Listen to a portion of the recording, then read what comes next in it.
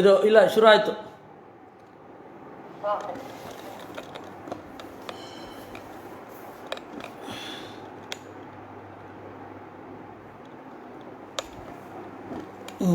ಯಾಕೋಸ್ಕರ ಹೋಗ್ತಾರೆ.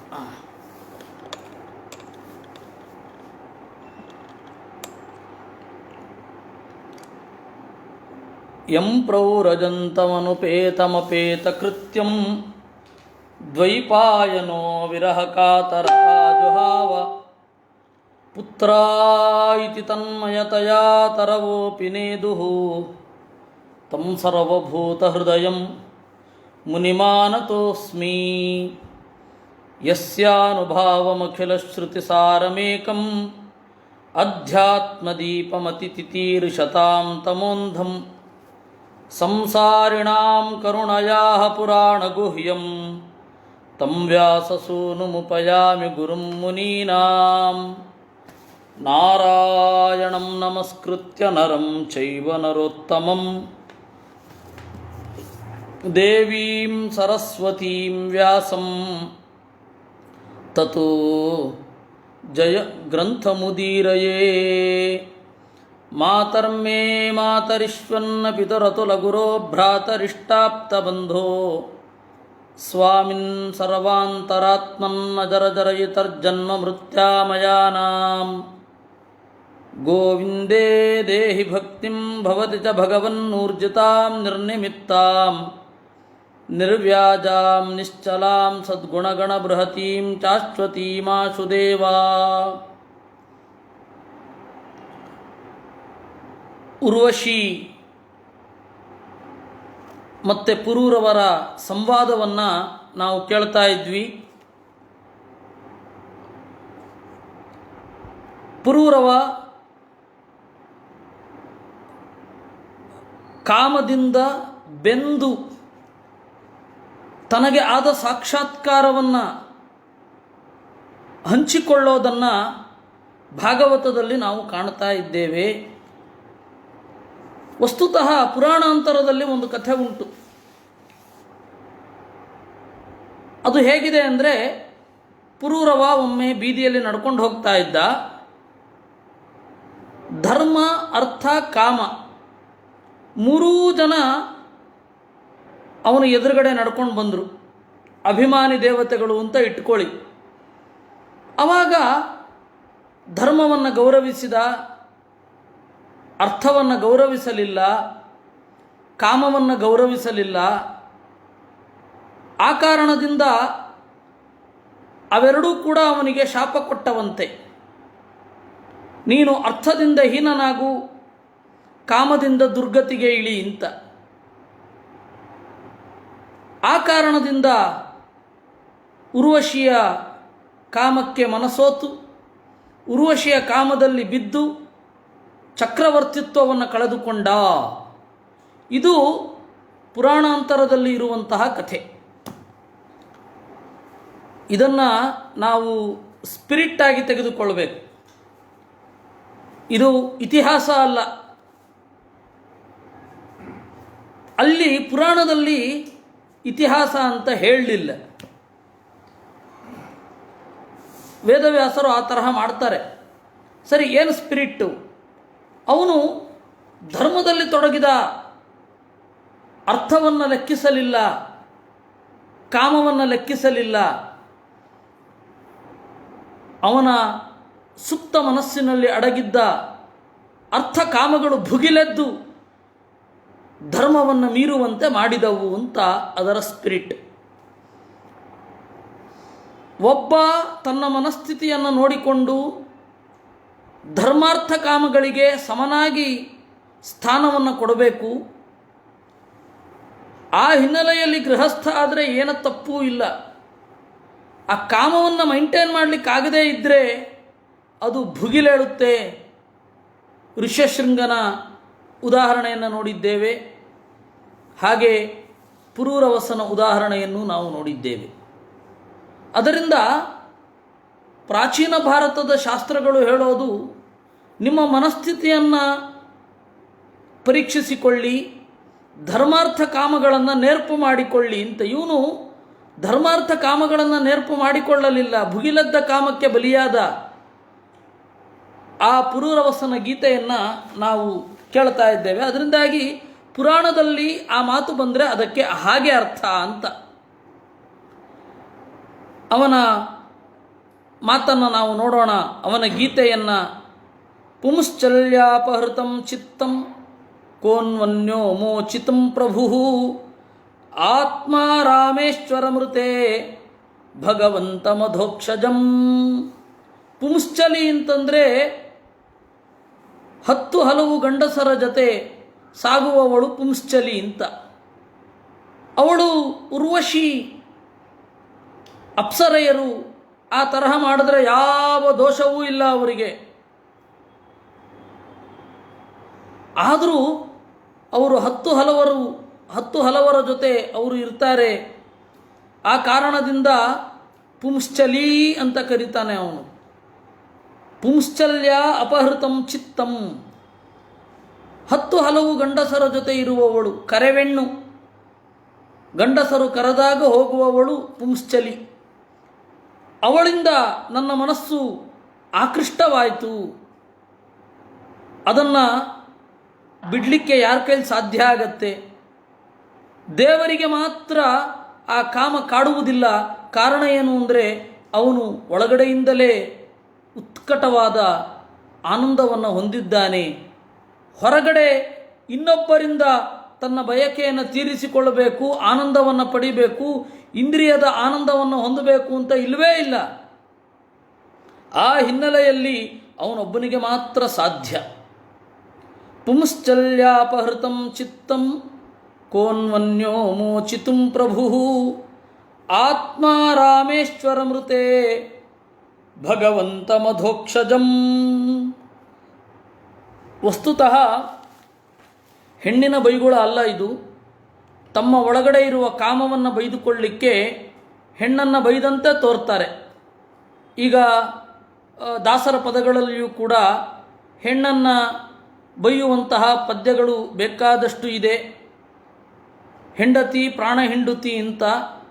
ಅದು ಹೆಣ್ಣಿನ ಮಾಧ್ಯಮದಲ್ಲಿ ತಮ್ಮ ಕಾಮವನ್ನು ಬೈದುಕೊಳ್ಳೋದಷ್ಟೇ ವಿನಃ ಬೇರೆ ಅಲ್ಲ.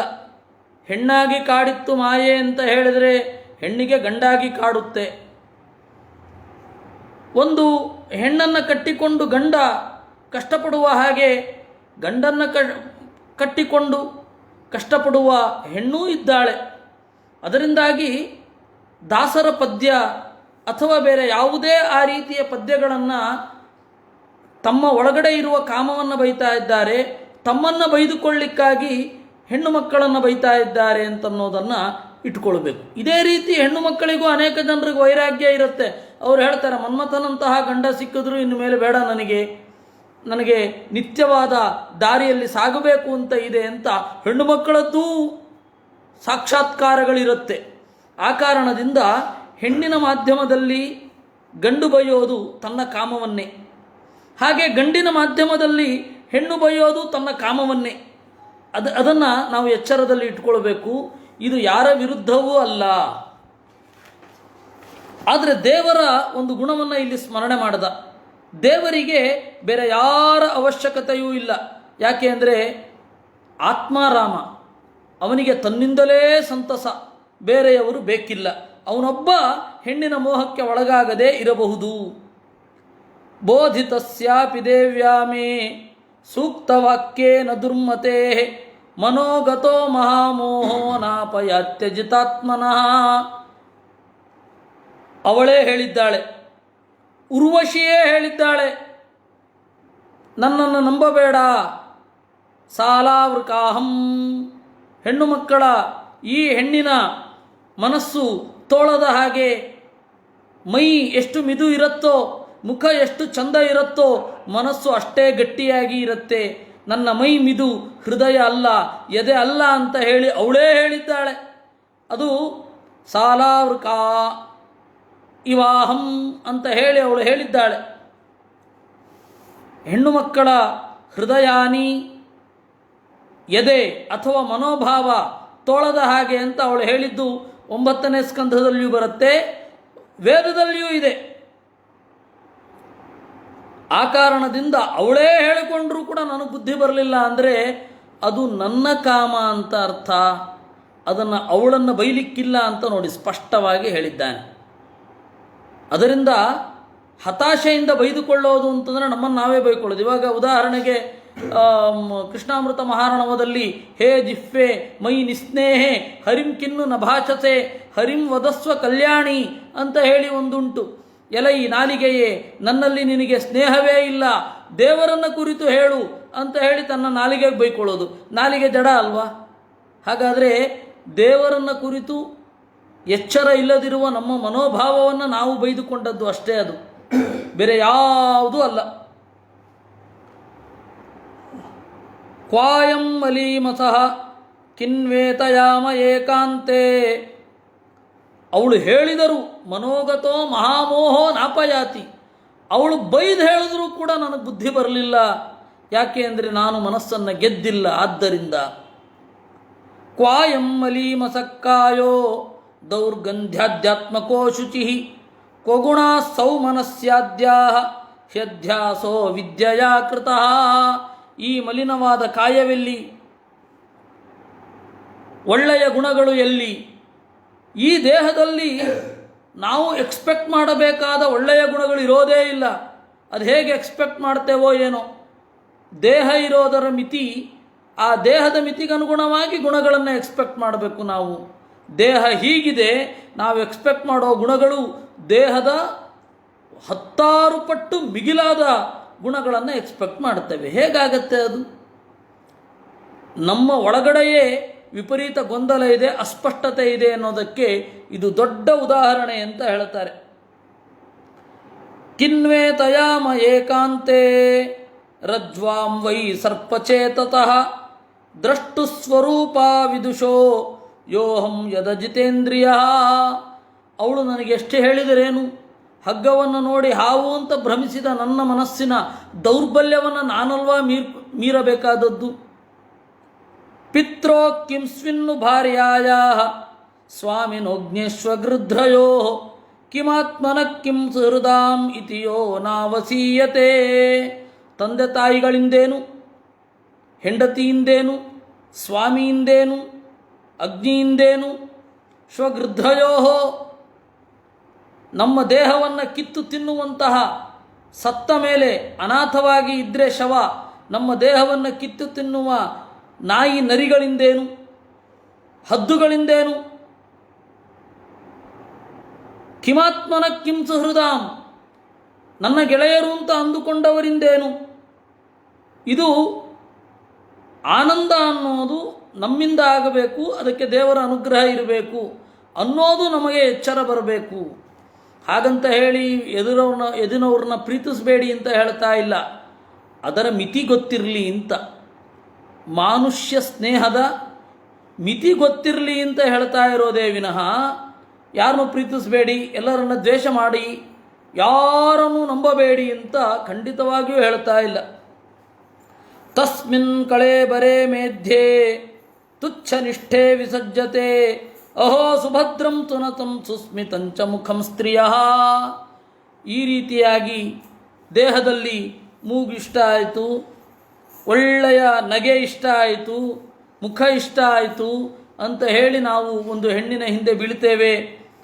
ತ್ವಂಮಾಂಸ ರುಧಿರ ಸ್ನಾಯು ಮೇಧೋ ಮಜ್ಜಾಸ್ಥಿ ಸಂಹತೌ ವಿಣ್ಮೂತ್ರ ಪೂಯೇ ರಮತಾಂ ಕ್ರಿಮೀಣಾಂ ಕಿಯದಂತರಂ. ಆದರೆ ಒಳಗಡೆ ಇರುವ ಮಾಂಸ, ರಕ್ತ, ಸ್ನಾಯು, ಕೊಬ್ಬು, ಬೋನ್ ಮ್ಯಾರೋ, ಮಜ್ಜ, ಮೂಳೆ ಇವುಗಳಿಂದ ಕೂಡಿರುವ ವಿಣ್ಮೂತ್ರ ಪಾಯೆ, ಮಲಮೂತ್ರಗಳ ಸಂತತಿಯಲ್ಲಿ ನಮಗೆ ಆನಂದ ಸಿಗತ್ತೆ ಅಂತಾದರೆ ನಮಗೂ ಕ್ರಿಮಿಗಳಿಗೂ ಏನು ವ್ಯತ್ಯಾಸ? ನಮಗೂ ಕ್ರಿಮಿಗಳಿಗೂ ಇಷ್ಟೇ ವ್ಯತ್ಯಾಸ. ಕ್ರಿಮಿಗಳಿಗೆ ಗುಣ ನೋಡಿ ಅವುಗಳೇನು ಇಷ್ಟಪಡೋದಿಲ್ಲ. ಆ ರೀತಿ ನಾವು ಗುಣವನ್ನು ನೋಡಿ ಇಷ್ಟಪಡದೆ ಕೇವಲ ದೇಹವನ್ನು ಇಷ್ಟಪಟ್ಟರೆ ನಮಗೂ ಅವ್ರಿಗೂ ಅಷ್ಟೇ ವ್ಯತ್ಯಾಸ.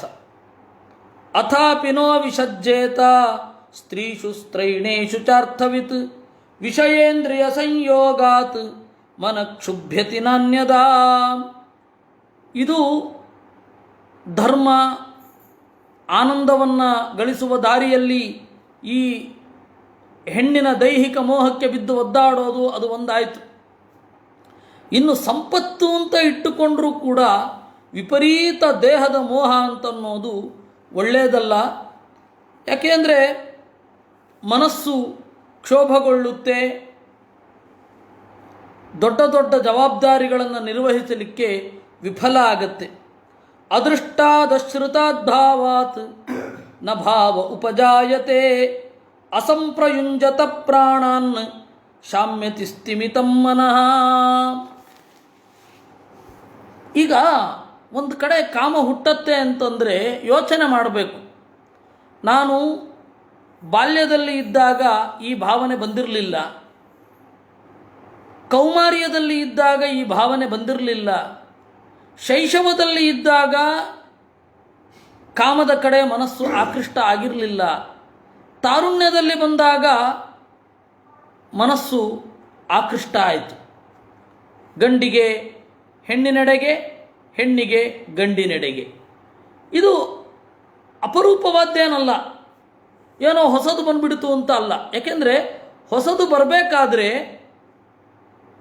ನಾವು ಈ ದೇಹದಿಂದ ಹೆಣ್ಣಿನ ದೇಹದ ಸ್ಪರ್ಶ ಮಾಡಿಲ್ಲ ಅಂತನೋ ಅಥವಾ ಈ ದೇಹದಲ್ಲಿ ಗಂಡಿನ ದೇಹದ ಸ್ಪರ್ಶ ಮಾಡಿಲ್ಲ ಅಂತನೋ ಹೇಳಬಹುದೇ ವಿನಃ ಯಾವಾಗಲೂ ಹೆಣ್ಣಿನ ದೇಹದ ಸ್ಪರ್ಶ ಮಾಡಿಲ್ಲ ಅಂತ ಹೇಳಿಕ್ಕೆ ಬರಲ್ಲ, ಯಾವಾಗಲೂ ಗಂಡಿನ ದೇಹದ ಸ್ಪರ್ಶ ಮಾಡಿಲ್ಲ ಅಂತ ಹೇಳಿಕ್ಕೆ ಬರಲ್ಲ. ಯಾಕೆಂದರೆ ಪೂರ್ವಜನ್ಮದಲ್ಲಿ ನಮಗೆ ಈ ಕಾಮರಸದ ಅನುಭವ ಇಲ್ಲದಿದ್ದರೆ ಈಗ ಆಸೆಯೇ ಮೂಡಲ್ಲ. ಹಿಂದಿನ ಜನ್ಮದ ಸಂಸ್ಕಾರದಿಂದಲೇ ಈ ದೇಹವನ್ನು ನಾವು ಮುಟ್ಟಿದರೆ ನಮಗೆ ಆನಂದ ಆಗತ್ತೆ ಅಂತ ನಮಗನ್ಸಿದೆ. ಅದರಿಂದಾಗಿ ಇದು ಹೊಸದೇನು ಅಲ್ಲ, ಅಂದರೆ ನಾವೀಗಾಗಲೇ ಅನುಭವಿಸಿದ್ದೇವೆ ಅನ್ನುವ ಎಚ್ಚರ ಒಬ್ಬನಿಗಿರಬೇಕು ಅಂತ ಹೇಳ್ತಾನೆ. ಆ ಎಚ್ಚರ ಇದ್ದರೆ ನಾವು ಹೀಗೆ ಮುಂದುವರಿಯಲ್ಲ. ಅದನ್ನು ಅವನು ಹೇಳೋದು ಅದೃಷ್ಟಾತ್ ಅಶ್ರುತಾತ್ ಭಾವಾತ್, ಎಂದೂ ಕೇಳದ ಎಂದೂ ಅನುಭವಿಸದ ಮನಸ್ಸಿನಿಂದ ನ ಭಾವ ಉಪಜಾಯತೆ, ನಮಗೆ ಒಂದು ಭಾವನೆ ಹುಟ್ಟೋದೇ ಇಲ್ಲ. ನಮಗೆ ಒಂದು ಹುಟ್ಟತ್ತೆ ಅಂತಂದರೆ ಭಾವನೆ, ಅದಕ್ಕೆ ಹಿಂದಿನ ಸಂಸ್ಕಾರಗಳು ಕಾರಣ ಅಂತ ಗೊತ್ತಿರಬೇಕು. ಹೋದ ಜನ್ಮದ ಸಂಸ್ಕಾರ ಇಲ್ಲದೆ ಈ ಜನ್ಮದಲ್ಲಿ ಈ ಭಾವನೆ ಹುಟ್ಟಲ್ಲ ಅನ್ನೋದರ ಎಚ್ಚರ ಇರಬೇಕು. ಅಸಂಪ್ರಯುಂಜತ ಪ್ರಾಣಾನ್ ಶಾಮ್ಯತಿ ಸ್ಥಿಮಿತಂ ಮನಃ. ಯಾವಾಗ ನಾವು ಉಸಿರನ್ನು ನಿಯಂತ್ರಣ ಮಾಡೋದಿಲ್ಲ ಆಗ ಮನಸ್ಸು ಸ್ಥಿಮಿತದಲ್ಲಿ ಇರೋದಿಲ್ಲ. ಇದನ್ನೆಲ್ಲ ಯೋಚನೆ ಮಾಡಲಿಕ್ಕೆ ತಾಳ್ಮೆಯೇ ಇರೋಲ್ಲ, ಮುನ್ನುಗ್ಗುತ್ತಾ ಇರ್ತೇವೆ. ತಸ್ಮಾತ್ ಸಂಗೋ ನ ಕರ್ತವ್ಯ ಸ್ತ್ರೀಷು ಸ್ತ್ರೈಣೇಷು ಚೇಂದ್ರಿಯೈ ವಿದುಷಾಂ ಚಾಪ್ಯ ವಿಸ್ರಭ್ಯ ಷಡ್ವರ್ಗ ಕಿಮು ಮಾದೃಚಾಂ. ಆ ಕಾರಣದಿಂದ ದೇಹವನ್ನು ಕುರಿತಾಗಿ ಉತ್ಕಟವಾದ ಸ್ನೇಹ ಇಟ್ಕೊಳ್ಬಾರದು, ಅಂದರೆ ಹೊರಗಡೆಯ ಸೌಂದರ್ಯಕ್ಕೆ ಮರುಳಾಗಬಾರದು. ಆದರೆ ದೊಡ್ಡ ದೊಡ್ಡ ಜ್ಞಾನಿಗಳಿಗೇನೆ ದೇಹದ ದೃಷ್ಟಿಯಿಂದ ಅವರ ತಪಸ್ಸು ಸೋರಿ ಹೋಗಿದೆ ಅಂತಂದರೆ ಇನ್ನು ನಮ್ಮಂಥವ್ರ ಗತಿ ಏನು? ನಾವು ಹಾಗೆ ಅಂತ ಹೇಳಿ ಅಂದುಕೊಳ್ತಾ ಇದ್ದ. ಅದೇ ಇಲ್ಲಿ ನಾವು ನೋಡಬೇಕಾದದ್ದು ಋಷ್ಯಶೃಂಗ ಮತ್ತು ಪುರೂರವಸ್ ಇಬ್ಬರೂ ಕೂಡ ನಾವು ಕಾಮವನ್ನು ಅದುಮಿ ಬಿಡ್ತೇವೆ, ಕಾಮದ ಗೊಡವೆಯೇ ಇಲ್ಲದೆ ಉದ್ಧಾರ ಆಗೋಗ್ತೇವೆ ಅಂತ ಹೇಳಿ ಹೋದರು. ಪ್ರತಿಯೊಬ್ಬ ತನ್ನನ್ನು ತಾನು ಪರೀಕ್ಷೆ ಮಾಡಿಕೊಳ್ಬೇಕು. ಹೆಣ್ಣು ಜೀವನದಲ್ಲಿ ಬೇಕಾ ಬೇಡವಾ, ಬೇಕಿದ್ದರೆ ಎಷ್ಟಕ್ಕೆ ಬೇಕು ಎಷ್ಟಕ್ಕೆ ಬೇಡ. ಹಾಗೆ ಹೆಣ್ಣಿಗೂ ಕೂಡ ಗಂಡು ನನ್ನ ಜೀವನದಲ್ಲಿ ಬೇಕೇ ಬೇಡವೆ ಅಂತ ಅವಳೇ ತೀರ್ಮಾನ ಮಾಡಬೇಕು. ಅವಳಿಗೆ ಕಾಮ ಇಲ್ಲ ಅಂತಂದರೆ ಅವಳು ಮದುವೆ ಆಗೋ ಅವಶ್ಯಕತೆ ಇಲ್ಲ, ಅವನಿಗೆ ಕಾಮ ಇಲ್ಲ ಅಂದರೆ ಮದುವೆ ಆಗೋ ಅವಶ್ಯಕತೆ ಇಲ್ಲ. ಬಹಳ ಜನರು ಏನು ಅಂದ್ಕೊಂಡಿದ್ದಾರೆ ಅಂದರೆ ಹೆಣ್ಣು ಒಬ್ಬಳು ಮದುವೆ ಆದ್ರೇ ಸದ್ಗತಿ ಅಂತ ಅಂದ್ಕೊಂಡಿದ್ದಾರೆ. ಆ ಥರ ಏನೂ ಇಲ್ಲ. ಹೆಣ್ಣು ಅವಳಿಗೆ ಉತ್ಕಟವಾದ ಕಾಮ ಇತ್ತು ಅಂದರೆ, ಅಥವಾ ಕಾಮ ಬೇಕು ಅಂತ ಅನಿಸಿದರೆ ಮದುವೆ ಆಗಲಿ. ಕಾಮ ಬೇಡ ಅನಿಸಿದ್ರೆ ಮದುವೆ ಆಗೋ ಅಗತ್ಯ ಇಲ್ಲ. ಹಾಗೆ ಗಂಡು ಕೂಡ ಅವ್ನು ನೋಡ್ಕೊಳ್ಬೇಕು, ನನಗೆ ಬೇಕಾ ಇದು, ಈ ಜೀವನದ ದಾರಿಯಲ್ಲಿ ಇದು ಬೇಕೇ ಬೇಡವೇ. ಬೇಕಾಗಿದ್ದರೆ ತಡ ಮಾಡಬಾರ್ದು, ಮಾಡ್ಕೋಬೇಕು, ಮಾಡ್ಕೊಂಡು ಮುಂದುವರಿಬೇಕು, ಅದು ಏನು ಬೇಕಾರಾಗಲಿ. ಬೇಡ ಅಂತಿದ್ರೆ ಮಾಡ್ಕೊಂಡು ಒದ್ದಾಡಬಾರ್ದು. ಇದು ಪರೀಕ್ಷೆ ಮಾಡಿಕೊಳ್ಳುವಂತಹ ಒಂದು ದಾರಿ. ಅದರಿಂದಾಗಿ ಬಾಲ್ಯ ವಿವಾಹವೂ ತಪ್ಪು, ಬಾಲ್ಯ ಸನ್ಯಾಸವೂ ತಪ್ಪು. ಬಹಳಷ್ಟು ಫೇಲ್ಯೂರ್ಗಳಾಯಿತು. ಬಾಲ್ಯ ವಿವಾಹವೂ ಫೇಲ್ಯೂರ್ ಆಯಿತು, ಬಾಲ ಸನ್ಯಾಸವೂ ಫೇಲ್ಯೂರ್ ಆಯಿತು. ಕಾರಣ ಏನು ಅಂದರೆ ಆ ಟೈಮಿನಲ್ಲಿ ಏನಾಯಿತು, ಏನಾಗತ್ತೆ ಅನ್ನೋದು ಆ ಸಂದರ್ಭ ಬಂದಾಗಲೇ ಗೊತ್ತಾಗೋದು. ಹಾಗೇನಾದರೂ 30 ಮೇಲೂ ಕೂಡ ನನಗೆ ಬೇಡ ಅಂತ ಅನಿಸಿದರೆ ಸನ್ಯಾಸ ತಗೊಳ್ಳಿ, ಯಾರು ಬೇಡ ಅಂತಾರೆ. ಆವಾಗ ಸಮಾಜ ಸುಭಿಕ್ಷವಾಗಿ ಇರುತ್ತೆ. ಅದರಿಂದ ನೋಡ್ಕೊಳ್ಬೇಕು. ಈ ಪುರೂರವಸ್ಸು ಮತ್ತು ಋಷ್ಯಶೃಂಗ ಏನು ಮಾಡಿದ್ರು, ಇದರ ಋಷ್ಯಶೃಂಗನಿಗೆ ಇದು ಗೊತ್ತೇ ಇರಲಿಲ್ಲ. ಗೊತ್ತೇ ಇಲ್ಲದೆ ನಿಗ್ರಹ ವೈರಾಗ್ಯ ಇದಕ್ಕೆ ಅರ್ಥವೇ ಇಲ್ಲ. ಹೆಣ್ಣು ಅಂದ್ರೇ ಏನು ಅಂತ ಗೊತ್ತಿಲ್ಲದೆ ಹೋದರೆ ವೈರಾಗ್ಯಕ್ಕೆ ಏನರ್ಥ? ಒಂದು ಪುಟ್ಟ ಮಗು ಅಥವಾ ಪುಟ್ಟ ಹುಡುಗಿ, ಅವಳನ್ನು ದೊಡ್ಡ 18 ವರ್ಷದ ಹುಡುಗ ಎತ್ಕೊಳ್ತಾನೆ, ಏನು ತೊಂದರೆನೇ ಆಗಲ್ಲ, ಏನು ಅನಿಸೋದೇ ಇಲ್ಲ ಅವಳಿಗೆ. ಆವಾಗ ಶಕ್ತಿಯೇ ಇರಲ್ಲ. ಅದು ಹೇಗೆ? ಇನ್ನು ಪುಟ್ಟ ಮಗು, 6 ವರ್ಷದ ಮಗು 18 ವರ್ಷದ ಹುಡುಗಿ ಎತ್ಕೊಳ್ತಾಳೆ, ಆದರೂ ಅಮ್ಮ ಬೇಕು ಅಂತನ್ನತ್ತೆ. ವೈರಾಗ್ಯ ಅನ್ನಬಾರ್ದು, ಯಾಕೆಂದರೆ ಅನುಭವಿಸುವ ಶಕ್ತಿಯೇ ಇರಲ್ಲ. ಅದರಿಂದಾಗಿ ಅದನ್ನು ನೋಡಿಕೊಂಡು ಅವರ ತೀರ್ಮಾನ ಅದು. ಪುರೂರವಸ್ಸೇನು ಮಾಡಿದ, ನಾನು ಕಾಮ ಇಲ್ಲದೆ ರಾಜ್ಯವನ್ನು ಆಳಿಕೊಂಡು ಹಾಗೆ ಮುಂದೆ ನಡೆದು ಬಿಡ್ತೇನೆ ಅಂತ ಯೋಚನೆ ಮಾಡಿದ. ಅದು ವಿಫಲ ಆಯಿತು, ಕೆಳಗಡೆ ಬಿದ್ದ, ಮತ್ತೆ ಎದ್ದ. ಅದರಿಂದಾಗಿ ಪುರೂರವಸ್ಸಿನ ಉನ್ಮತ್ತ ಗೀತೆ, ಹುಚ್ಚು ಹಾಡು ಅದೇನಾಯಿತು, ವೇದ ಆಯಿತು. ಅದನ್ನು ನೋಡ್ಕೊಳ್ಬೇಕು, ಯಾಕೆ ಇದು ಅಂತ. ಆ ಹಿನ್ನೆಲೆಯಲ್ಲಿ ಮುಂದುವರಿಬೇಕು. ಇಷ್ಟನ್ನು ಕೃಷ್ಣ ಹೇಳಿ ಶ್ರೀ ಭಗವಾನುವಾಚ, ಆ ಕಥೆಯನ್ನು ಹೇಳಿ ಅದರ ವಿಶ್ಲೇಷಣೆಯನ್ನು ಅವನೇ ಕೊಡ್ತಾ ಇದ್ದಾನೆ. ಏವಂ ಪ್ರಗಾಯನ್ ನೃಪದೇವದೇವ ಸ ಊರ್ವಶೀ ಲೋಕಮಥೋ ವಿಹಾಯ ಆತ್ಮಾನಮಾತ್ಮನ್ಯವಗಮ್ಯ ಮಾಂ ವಾ ಉಪಾರಮದ್ ಜ್ಞಾನ ವಿಧೂತ ಮೋಹ. ಈ ರೀತಿಯಾಗಿ ಹಾಡುತ್ತಾ ಉರ್ವಶೀ ಲೋಕವನ್ನು ತ್ಯಜಿಸಿ ನನ್ನೊಳಗಡೆ ಬಂದು, ಅಂದರೆ ನನ್ನನ್ನು ಭಕ್ತಿಯಿಂದ ನೋಡಿಕೊಂಡು ಆನಂದದಿಂದ ತುಂಬಿ ಹೋದ. ಅಂದರೆ ಈ ಕಥೆ ಹರಿವಂಶದಲ್ಲಿ ಮತ್ತು ಬೇರೆ ಬೇರೆ ಗ್ರಂಥಗಳಲ್ಲಿ ಹೇಳಿದ ಮುಂದಿನ ಭಾಗ.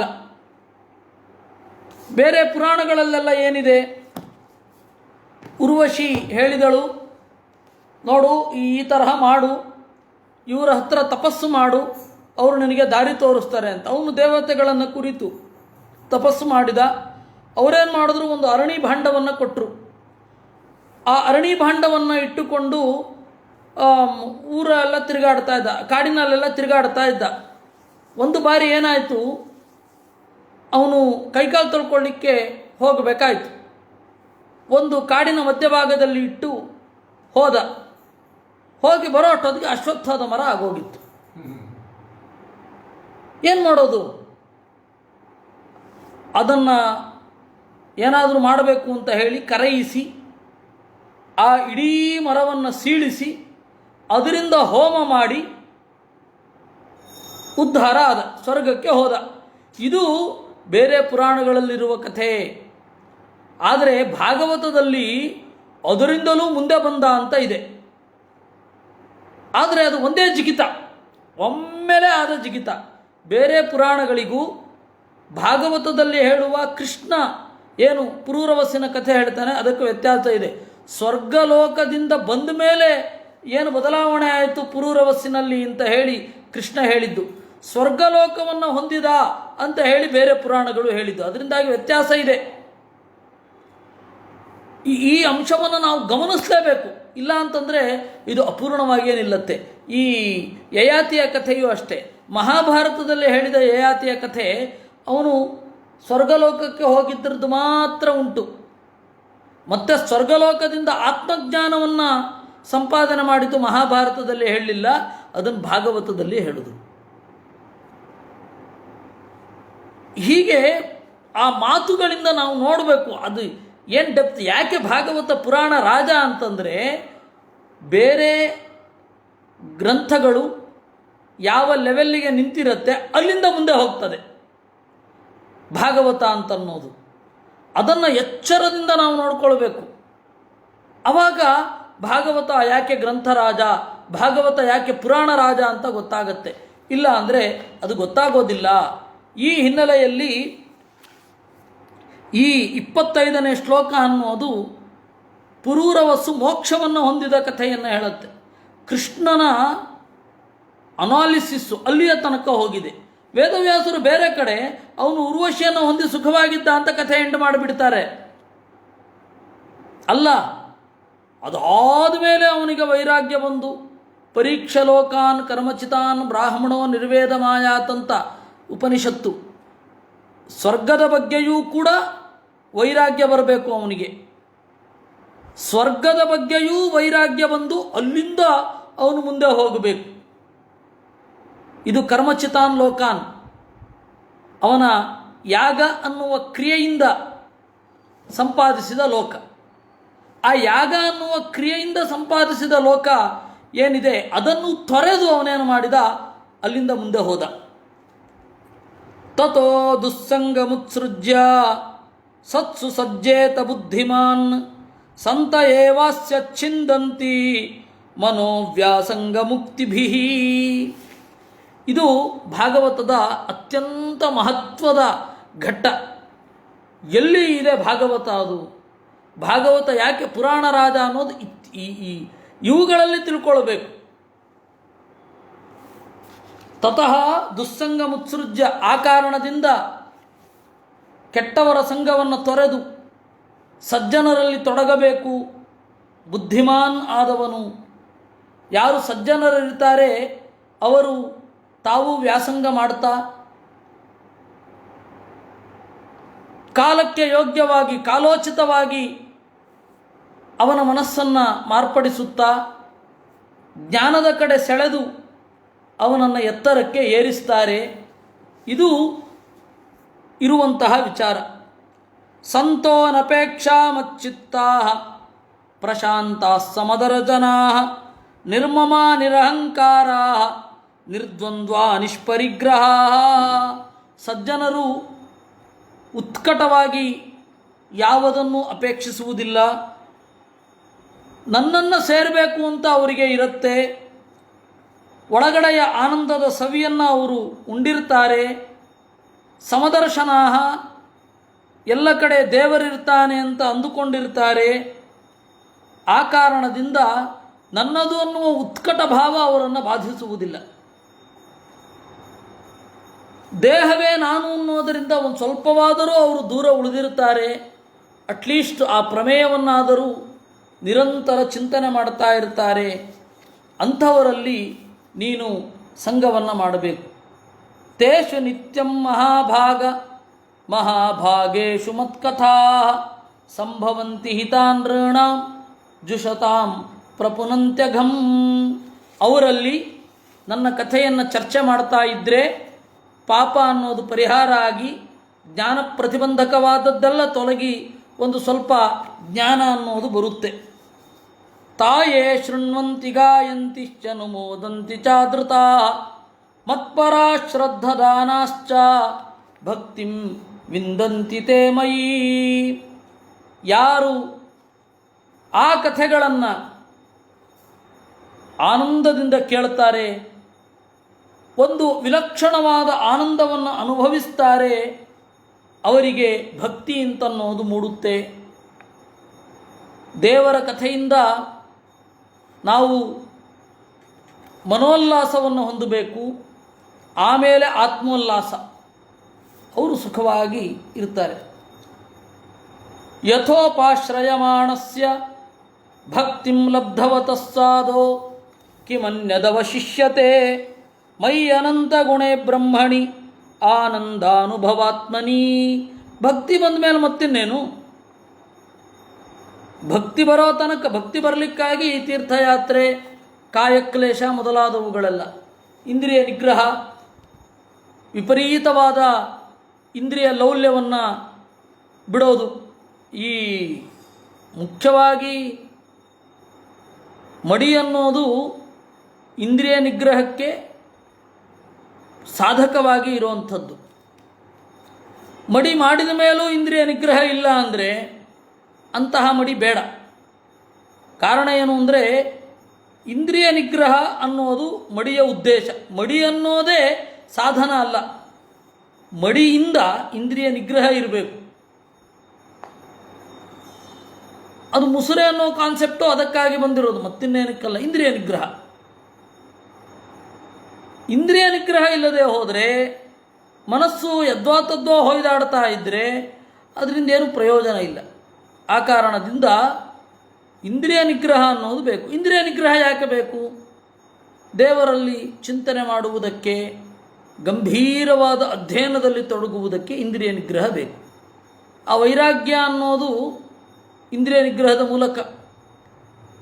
ಇಷ್ಟು ಹಣ ಸಾಕು ಅಂತನ್ನುವ ತೃಪ್ತಿ, ಇನ್ನೇನು ಬೇಡ, ಅನಗತ್ಯವಾದ್ದು ಏನು ಬೇಡ, ಇದು ಅಗತ್ಯ ಇಲ್ಲ ಅಂತನ್ನುವ ಭಾವನೆ ಬರೋದೇನಿದೆ ಅದು ಅಂತಿಮವಾದ ಪ್ರಯೋಜನ. ಬಂದರೆ ಬರಲಿ ಅಂತನ್ನೋದು ಕೂಡ, ಅದರಲ್ಲಿ ತಟಸ್ಥರಾಗೋದೇ ಮುಖ್ಯ ಪ್ರಯೋಜನ. ನಾವು ಬಹಳ ಮಡಿ ಮಾಡ್ತಾ ಇರ್ತೇವೆ, ಹಣದ ಬಗ್ಗೆ ಲೋಭ ಅನ್ನೋದು ಬರ್ತಾ ಇರುತ್ತೆ ಅಂದರೆ ಸುಮ್ಮನೆ ಇರೋದು ಒಳ್ಳೆಯದು. ಅಂತಹ ಮಡಿ ಮಾಡಿ ಏನೂ ಪ್ರಯೋಜನ ಇಲ್ಲ. ಆ ಕಾರಣದಿಂದ ಈ ಇಂದ್ರಿಯ ನಿಗ್ರಹ ಅಂತನ್ನೋದು ಇರಬೇಕು. ಭಕ್ತಿ ಬರಲಿಕ್ಕಾಗಿ ಕಾಯಕ್ಲೇಶ ಇದೆ, ಉಪವಾಸ ಮಾಡ್ತೇವೆ, ಎಲ್ಲವೂ ಕೂಡ ಅದಕ್ಕಾಗಿ ಇರುವಂಥದ್ದು. ಯಾವುದಕ್ಕಾಗಿ ಇರುವಂಥದ್ದು? ಇಂದ್ರಿಯ ನಿಗ್ರಹಕ್ಕಾಗಿ ಇರುವಂಥದ್ದು. ಇಂದ್ರಿಯ ನಿಗ್ರಹ ಭಕ್ತಿಗಾಗಿ ಇರುವಂಥದ್ದು. ಭಕ್ತಿ ಬಂದಮೇಲೆ ಮತ್ತಿನ್ನೇನಿದೆ? ದೇವರಲ್ಲಿ ಭಕ್ತಿ ಬಂದಮೇಲೆ ಮತ್ತಿನ್ನೇನು ಬೇಕಿಲ್ಲ. ನನ್ನಲ್ಲಿ ಭಕ್ತಿ ಮೂಡಬೇಕು ಅನ್ನೋದು ಆಂತರ್ಯ ತಾತ್ಪರ್ಯ. ಯಥೋಪಾಶ್ರಯಮಾಣಸ್ಯ ಭಗವಂತಂ ವಿಭಾವಸುಂ ಶೀತಂ ಭಯಂ ತಮೋವ್ಯೇತಿ ಸಾಧೂಂ ಸಂಸೇವತಸ್ತಥಾ. ಹೇಗೆ ಸೂರ್ಯ ಬಂದ ಮೇಲೆ 3 ಕೆಲಸ ಒಟ್ಟಿಗೆ ಆಗುತ್ತೆ. ಒಂದು, ಶೀತ, ಥಂಡಿ ಅನ್ನೋದು ತೊಲಗುತ್ತೆ. ಇನ್ನು ಭಯ ಹೋಗುತ್ತೆ. ಯಾವ ವಸ್ತು ಎಲ್ಲಿದೆಯೋ ಹೇಗಿದೆಯೋ ಅಂತನ್ನುವ ಭಯ ಹೋಗುತ್ತೆ. ಅಜ್ಞಾನ ಪರಿಹಾರ ಆಗತ್ತೆ. ಶೀತಂ ಭಯಂ ತಮಃ ಒಟ್ಟಿಗೆ ಹೋಗುತ್ತೆ. ಆ ರೀತಿ ಭಕ್ತಿ ಬಂದರೆ ಒಟ್ಟಿಗೆ ಇಂದ್ರಿಯ ನಿಗ್ರಹ ಸಹಜವಾಗಿ ಬರುತ್ತೆ. ವೈರಾಗ್ಯ ಅನ್ನೋದು ಸಾರ್ಥಕ ಆಗತ್ತೆ. ದೇವರ ಗುಣಗಳಲ್ಲಿ ನೆಲೆ ನಿಂತು ಆನಂದ ಅನ್ನೋದು ಸಹಜವಾಗಿ ಬೆಳೆಯುತ್ತೆ. ಮುಖ್ಯವಾಗಿ ಬೇಕಾಗಿರೋದು ಇದೇ ಭಕ್ತಿ ಅಂತನ್ನೋದು. ನಿಮಜ್ಜೋನ್ಮಜ್ಜತಾಂ ಘೋರೆ ಭವಾಬ್ಧೌತೆ ಪರಾಯಣಂ ಸಂತೋ ಬ್ರಹ್ಮವಿದಶ್ಚಾಂತಾ ನೌರ್ದೃಢೇ ವಾಪ್ಸು ಮಜ್ಜತಾಂ. ಘೋರವಾದ ಸಂಸಾರವೆಂಬ ಸಮುದ್ರದಲ್ಲಿ ಮುಳುಗಿ ತೇಲಿ ಈಜುತ್ತಿರುವವರಿಗೆ ದೇವರೊಬ್ಬನೇ ಪರಾಯಣ. ಅದರಿಂದಾಗಿ ಸಜ್ಜನರು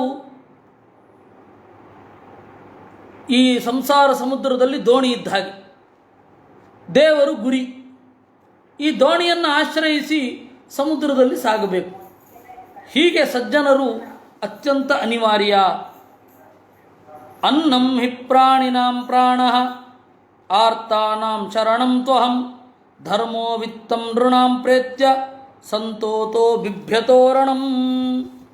ನಾನು ಪ್ರಾಣಿಗಳಿಗೆ ಅನ್ನ, ನನ್ನಿಂದ ಜೀವಿಸುತ್ತಾರೆ ಅಂತ ಅರ್ಥ. ಆರ್ತಾನಾಂ ಶರಣಂ, ಸಂಕಟ ಪಡುವವರಿಗೆ ನೆಲೆ ನೀಡುವವನು ನಾನೇ. ಧರ್ಮೋ ವಿತ್ತಂ ನೃಣಾಂ ಪ್ರೇತ್ಯ ಸಂತೋತೋ ಬಿಭ್ಯತೋರಣಂ. ದೇವರೇ ನಮ್ಮ ಧರ್ಮ. ಅಂದರೆ ದೇವರನ್ನು ಹೊಂದಲಿಕ್ಕೆ ಏನು ಬೇಕೋ ಅದು ಧರ್ಮ. ಅದರಿಂದಾಗಿ ದೇವರು ಹೇಳ್ತಾರೆ ನಾನೇ ಧರ್ಮ ಅಂತ, ಅಂದರೆ ನಾನು ಮುಖ್ಯ. ಇನ್ನು ವಿತ್ತಂ, ನಾನೇ ಹಣ. ಸತ್ತ ಮೇಲೂ ಕೂಡ ನಾನೇ ಹಣ. ಅದನ್ನು ದೊರಕಿಸಿಕೊಡುವವರು ಸಜ್ಜನರು. ಅದರಿಂದಾಗಿ ಸಜ್ಜನರ ಸಂಘವೇ ಧರ್ಮ, ಸಜ್ಜನರ ಸಂಘವೇ ಹಣ, ಆಲೋಕದ ಹಣ. ಯಾಕೆಂದರೆ ವಿದ್ಯೆ ಎನ್ನುವುದು ಆಲೋಕದ ಹಣ ಅಂತ. ಎರಡು ತರಹದ ಹಣ ಉಂಟು ಅಂತ. ಒಂದು ಈ ಲೋಕದ ಹಣ, ಇನ್ನೊಂದು ಆಲೋಕದ ಹಣ. ಈ ಲೋಕದ ಹಣ ಅಂತಂದರೆ ಬಂಗಾರ ಮೊದಲಾದವುಗಳು. ಆಲೋಕದ ಹಣ ಅಂತಂದರೆ ವಿದ್ಯೆ. ವಿದ್ಯೆ ಅನ್ನೋದು ಎಂದೆಂದಿಗೂ ಇರುವಂತಹ ಹಣ. ಮುಂದಿನ ಜನ್ಮದಲ್ಲಿ ಅದು ಮುಂದುವರಿತಾ ಹೋಗುತ್ತೆ, ಕಡಿಮೆ ಆಗುವಲ್ಲ. ಅದರಿಂದಾಗಿ ಅದನ್ನು ಪಡೆಯಲಿಕ್ಕೆ ಪ್ರಯತ್ನ ಪಡಬೇಕು. ಸಂತೋ ದಿಶಂತಿ ಚಕ್ಷುಂಷಿ ಬಹಿರರ್ಕಸ್ಸಮುತ್ಥಿತಃ ದೇವತಾ ಬಾಂಧವ ಸಂತಃ ಪಿತಾ ಮಾತಾಹಮೇವ ಚ. ಸಂತೋ ದಿಶಂತಿ ಚಕ್ಷುಂಷಿ.